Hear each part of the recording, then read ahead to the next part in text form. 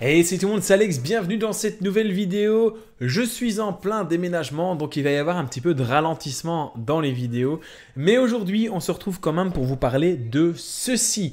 Avant toute chose, sachez que la marque Akazo m'a envoyé cette caméra gratuitement pour que je puisse la tester et évidemment vous la présenter.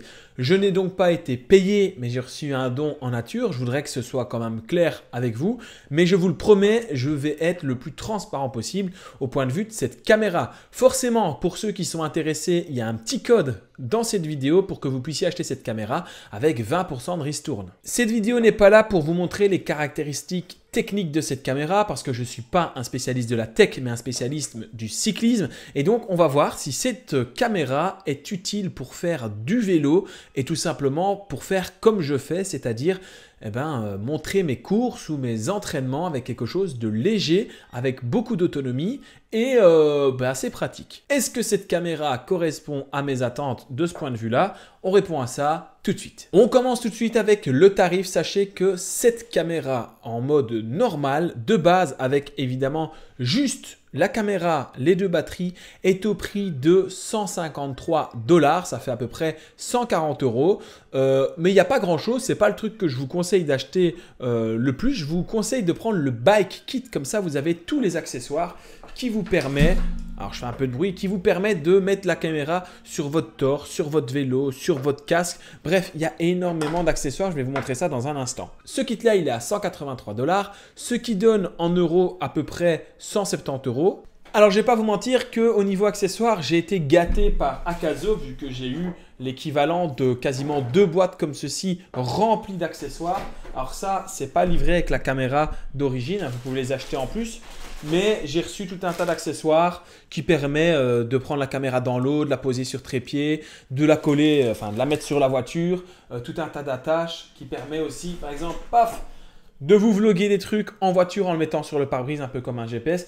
J'ai reçu, comme vous le comprenez, énormément d'accessoires. Par contre, avec la caméra, qu'est-ce que vous avez? Vous avez le chargeur externe, plus les câbles évidemment, plus 2 batteries qui, vous allez le voir, on va en parler, dure beaucoup au niveau autonomie. Vous avez une petite télécommande comme ça que j'ai testé, que j'ai remballé parce que moi, j'en avais pas utilité, mais je vous en parle dans quelques instants.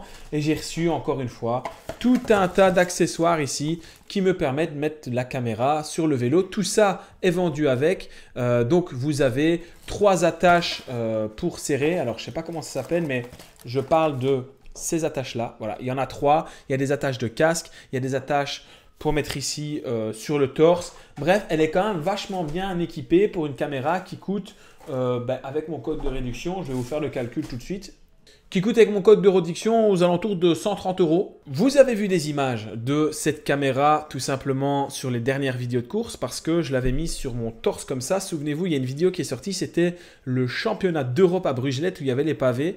Vous avez les images qui s'affichent. Ça bougeait beaucoup parce que j'avais oublié de tout simplement activer la stabilisation. Donc sans stabilisation, forcément, comme toutes les caméras, ça bouge beaucoup. Pour la course suivante, là j'ai mis la stabilisation et là forcément c'est le jour et la nuit. Cette caméra filme jusqu'en 4K. Moi je ne filme pas en 4K tout simplement parce que je sors mes vidéos pour le moment en 1080p. Il y aura du changement cette année quand j'aurai déménagé totalement. On fera des vidéos en 4K très bientôt parce que j'ai tout le matériel pour le faire mais juste je ne l'utilise pas. Il faut savoir que cette caméra donc j'ai filmé avec en 2,7K pour après pouvoir recropper en 1080p. Qu'avec une batterie chargée à bloc et changer de batterie, je peux filmer entre 1h40 et 1h50 selon la stabilisation qu'il y a besoin d'avoir.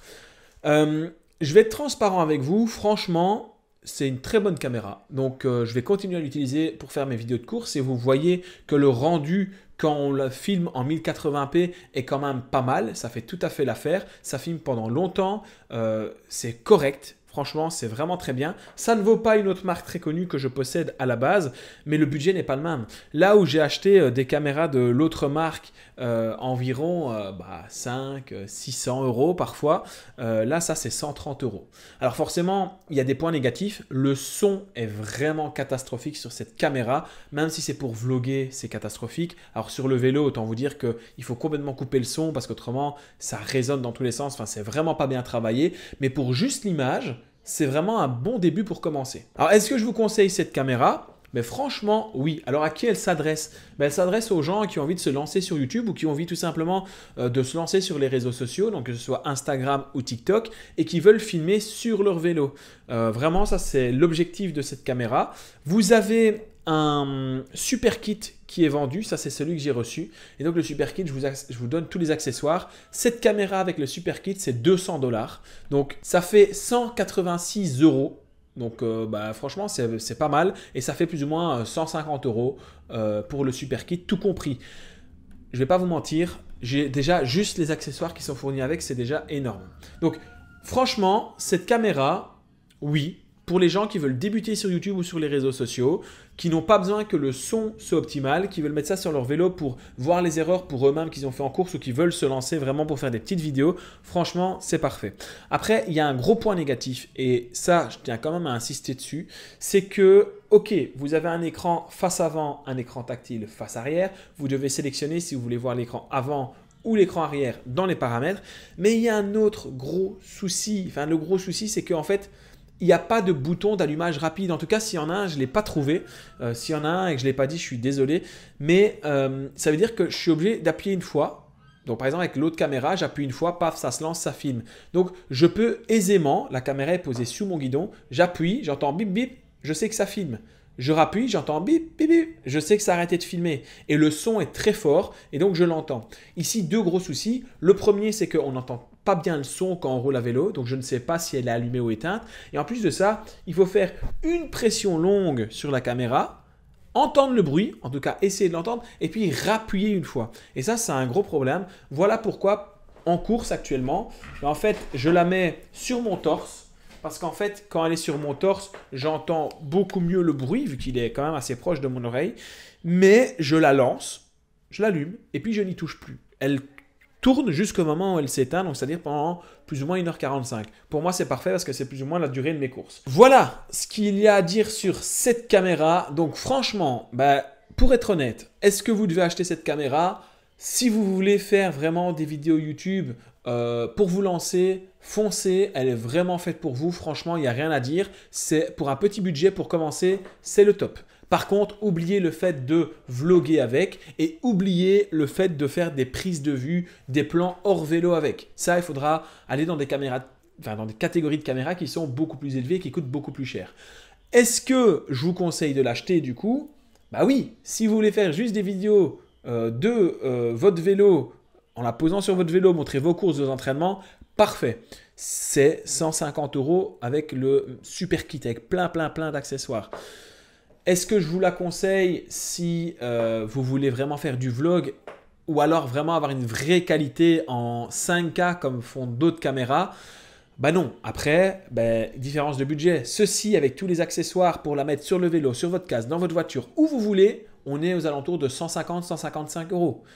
C'est le prix juste des accessoires. C'est comme si vous achetez que les accessoires sans la caméra. Si vous allez vers une autre marque que je possède et qui certes fait travaille beaucoup mieux, vous allez être dans de entrée de gamme vers 300 € et vous allez être tout simplement dans du haut de gamme sur des produits qui vont coûter presque 600 €. Donc voilà, on a une caméra qui est une bonne caméra d'entrée, qui est pratique. Vous avez vu les images, il n'y a pas de secret, je vous ai donné mon vrai avis sur cette caméra. J'espère que ça vous aura plu. Nous, on se retrouve bientôt pour de nouvelles vidéos. Laissez-moi juste le temps de déménager. Et ensuite, on se retrouve pour une nouvelle saison de vidéos de course, de gravel, d'entraînement et de vlog. Je vous dis à bientôt. Salut, salut!